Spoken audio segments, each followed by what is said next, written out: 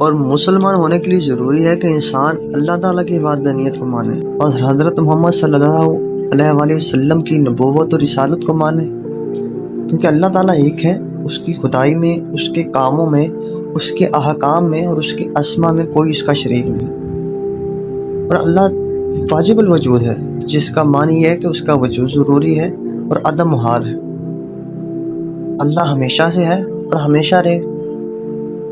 صرف اللہ ہی غیر محدود تعریفوں، محبتوں اور عبادتوں کا حقدار ہے۔ وہ کسی کا محتاج نہیں ہے اور ہر شے اللہ تعالیٰ کی محتاج ہے۔ ہم لوگ کیا کرتے ہیں کہ اپنی عقل سے احاطہ کر بیٹھتے ہیں کہ اللہ ایسا ہو سکتا ہے، اللہ ایسا ہو سکتا ہے۔ نہیں، اس کی کوئی شکل و صورت ہی نہیں ہے۔ اللہ تعالیٰ کی ذات کا عقل کے ذریعے سے احاطہ نہیں کیا جا سکتا، وہ ہمارے خیال اور سمجھ سے وارا ہے۔ عقل، دانائی اور حکمت، ان ذرائع سے اللہ تعالیٰ کی عظیم ذات کو جاننا ممکن نہیں ہے۔ وہ خیالات سے ورا ہے، وہ کسی حد میں محدود نہیں ہے۔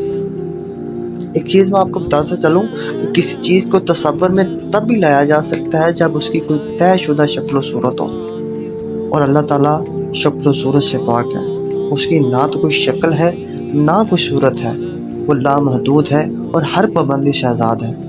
لہٰذا عقل میں اس کی کوئی بھی شکل و صورت بٹھانا ممکن نہیں ہے، البتہ اللہ تعالیٰ کی مخلوق پر غور اور تدبر کرنے سے اور اس کے ساتھ ساتھ اللہ تعالیٰ کی دی ہوئی نعمت عقل کو استعمال کرنے سے اللہ تعالیٰ کے وجود کی معرفت ممکن ہے۔